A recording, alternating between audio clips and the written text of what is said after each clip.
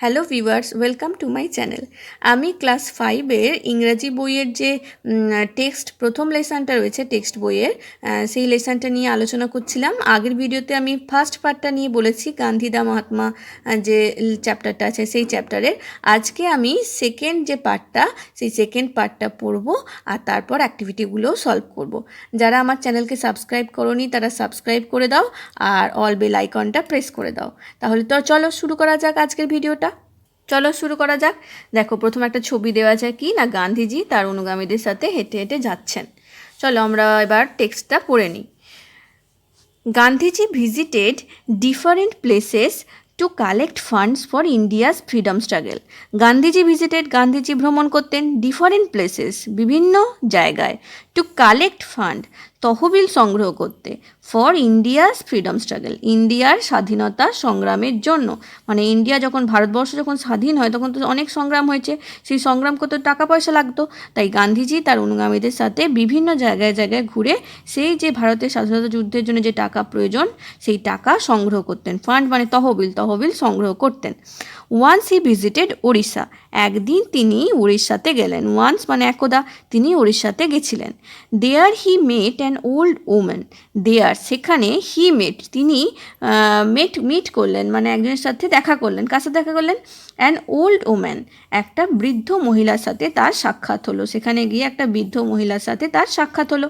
C could not stand straight, তিনি সোজা হয়ে দাঁড়াতেও পারছিলেন না। স্ট্রেট মানে সোজা হয়ে, তাহলে এই বৃদ্ধ মহিলা এতটাই বৃদ্ধ ছিলেন যে তিনি সোজা হয়ে দাঁড়াতে পর্যন্ত পারছিলেন না। হার হেয়ার ওয়াজ গ্রে, তার চুল ছিল ধূসর, মানে তার চুল পেকে গেছিলো, চুলের রং ধূসর হয়ে গেছিলো। হার শাড়ি ওয়াজ টর্ন, তার শাড়িও ছিল জীর্ণ বিচীর্ণ, টর্ন মানে ছেঁড়া, জীর্ণ। সি ওয়েন্ট নিয়ার গান্ধীজি, তিনি কি করলেন? গান্ধীজির কাছে গেলেন। অ্যান্ড টাচড হিজ ফিট, এবং তার পা ছুলেন। টাচড মানে ছোঁয়া, পা ছুলেন মানে প্রণাম করলেন, তার পা ছুঁয়ে প্রণাম করলেন। Then she gave him a coin, তারপরে তিনি কি করলেন? তাকে একটা কয়েন দিলেন, একটা মুদ্রা দিলেন। কে দিলেন? না সেই বৃদ্ধ মহিলা যিনি সোজা হয়ে দাঁড়াতে পারছিলেন না, যার চুল পেকে গেছে, শাড়ি জীর্ণ, তিনি কি করলেন? গান্ধীজিকে একটা কয়েন দিলেন। Jamnalal Bajaj duty was to keep the funds, Jamnalal Bajaj বলে একজন ছিল, গান্ধীজির যে সহগামী ছিল, যারা গান্ধীজির সাথে বিভিন্ন জায়গায় ফান্ড কালেক্ট করতে যেতেন, তাদের মধ্যে জামানলাল বাজাজ নামে যিনি ছিলেন, তার কাজ কী ছিল, তার ডিউটি কী ছিল? টু কিপ দ্য ফান্ডস, সেই যে তহবিল সেগুলোকে রাখা, মানে যে টাকা পয়সা যে উঠছে, মানে তহবিলের জন্য যে টাকা উঠছে সেগুলো হিসেব নিকেশ রাখতেন, টাকা রাখতেন কে? Jamnalal Bajaj. He asked Gandhiji for the coin, তিনি গান্ধীজিকে সেই কাছ থেকে সেই কয়েনটা চাইলেন, মানে যে কয়েনটা ওই বৃদ্ধ মহিলা দিলেন সেই কয়েনটা গান্ধীজির কাছ থেকে চাইলেন, আস্কড। বাট গান্ধীজি রিফিউজড, কিন্তু গান্ধীজি রিফিউজড করলেন, গান্ধীজি রাজি হলেন না, সেই কয়েনটা দিতে গান্ধীজি রাজি হলেন না। রিফিউজড মানে রাজি হলেন না। জামানলাল ওয়াজ সারপ্রাইজড, জামানলাল তো প্রচণ্ড অবাক হয়ে গেল। সারপ্রাইজড আগেই পড়েছি আমরা, সারপ্রাইজড মানে অবাক হয়ে যাওয়া, তো জামানলাল অবাক হয়ে গেল। I keep thousands of rupees, Jamnalal said, Jamnalal বললেন আমি তো হাজার হাজার টাকা রাখি। তাহলে সে কিছুতেই বুঝতে পারছে না যে আমি হাজার হাজার টাকা রাখি, অথচ গান্ধীজি একটা কয়েন আমাকে দিচ্ছেন না কেন, তিনি কিছুতেই বুঝতে পারছেন না। সেই জন্য তিনি বললেন যে আমি তো হাজার হাজার টাকা রাখি। This coin is worth much more than those thousands, Gandhiji told him, Gandhiji তাকে বললেন, গান্ধীজি টোল্ড হিম মানে জামানলালকে বললেন, কি বললেন? দিস কয়েন, এই কয়েনটা, is worth much more than those thousands, তোমার যে হাজার হাজার যে তুমি টাকা রাখো তার থেকেও এই কয়েনটার মূল্য অনেক বেশি। ওয়ার্থ মানে মূল্য, তাহলে এই কয়েনটার মূল্য এর থেকে অনেক বেশি মূল্যবান এই কয়েনটা। If a man has lakhs, যদি একটা মানুষের লক্ষ টাকা থাকে, he can give a 1000 or 2, তিনি কী দিতে পারেন না, তার মধ্যে থেকে 1000 কিংবা 2000 টাকা দেবেন। But this coin was perhaps all she had, কিন্তু এই কয়েনটা কি না, ওই মহিলার যা কিছু আছে সব কিছু হচ্ছে এই কয়েনটাই, মানে এই কয়েনটাই তার ছিল, এর থেকে বেশি ছিলই না, কিন্তু তিনি কি করলেন? তার সবটা তিনি দিয়ে দিলেন। হোয়াট এ গ্রেট স্যাক্রিফাইস, কি মহান এই বলিদান, স্যাক্রিফাইস মানে বলিদান।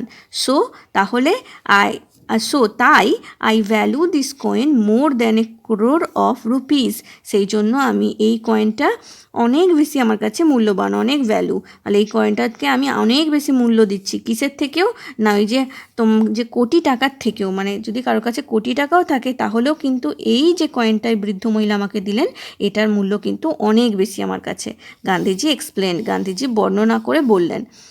হি kept that coin with him forever এভার, আর গান্ধীজি কী করেছিলেন, এই কয়েনটা তার সাথে সারা জীবন কিন্তু রেখেছিলেন। তাহলে তোমরা বুঝতে পারলে টেক্সটটা। এবার আমরা চলো এই পার্টের অ্যাক্টিভিটিগুলো করে নিই। দেখো অ্যাক্টিভিটি 3 কী আছে, let's complete the following sentences with information from the text. এই যে সেন্টেন্সগুলো আছে এগুলো কমপ্লিট করা নেই, এগুলোকে আমাদের কমপ্লিট করতে হবে কি না, টেক্সট থেকে ইনফরমেশান নিয়ে। প্রথমেরটা করি চলো। Gandhiji visited different places two, Gandhiji বিভিন্ন জায়গায় ভ্রমণ করতেন টু, তারপর কি কিসের জন্য ভ্রমণ করতেন সেটা লিখতে হবে। কী জন্য ভ্রমণ করতেন আমরা দেখেছি, দেখো কী জন্য ভ্রমণ করতেন, two collect funds for India's freedom struggle.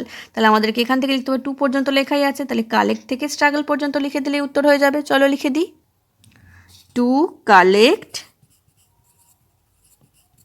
Funds for India's freedom struggle.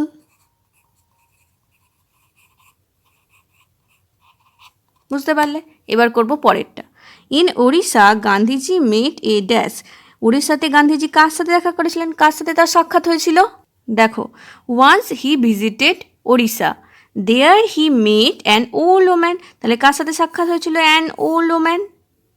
তাহলে আমরা এখানে লিখব মেট এ, অ্যান হবে এটা, অ্যান ওল্ড ওম্যান। বুঝতে পারলে? এরপর পরেরটা, দ্য ওল্ড ওম্যান ওয়েন্ট নেয়ার গান্ধীজি অ্যান্ড ড্যাশ, সেই যে বৃদ্ধ মহিলা গান্ধীজির কাছে গেলেন এবং ড্যাশ, এবং কি করেছিলেন, তার পা ছুঁয়েছিলেন, আমরা সেটাই লিখব। দেখো কি আছে, সি ওয়েন্ট নেয়ার Gandhiji and touched his fit, তাহলে আমরা এই কথাটা লিখে দেবো, টাচড হিজ ফিট। চলো লিখি, টাচড হিজ ফিট। এরপরেরটা দেখব, Jamnalal asked Gandhiji for dash, Jamnalal গান্ধীজিকে কি জিজ্ঞেস করেছিলেন, কিসের জন্য, মানে কি চেয়েছিলেন, দেখো কি আছে, হি asked Gandhiji for the coin, তাহলে কি চেয়েছিলেন, ফর দ্য কয়েন। চলো লিখে দিই, ফর দ্য কয়েন। এরপর চলে আসবো অ্যাক্টিভিটি 4-এ। অ্যাক্টিভিটি 4-এ কী আছে না, ট্রু ফলস করতে হবে। Let's write T for true statements and F for false statements, মানে যে স্টেটমেন্টটা এখানে ট্রু তার জন্য পাশে ট্রু লিখতে হবে, আর যেটা ফলস তার পাশে এফ লিখতে হবে। চলো প্রথমেরটা দেখে নিই, Gandhiji never visited any place, Gandhiji কখনো কোনো জায়গায় ভ্রমণ করেননি, এটা সত্যি না মিথ্যে।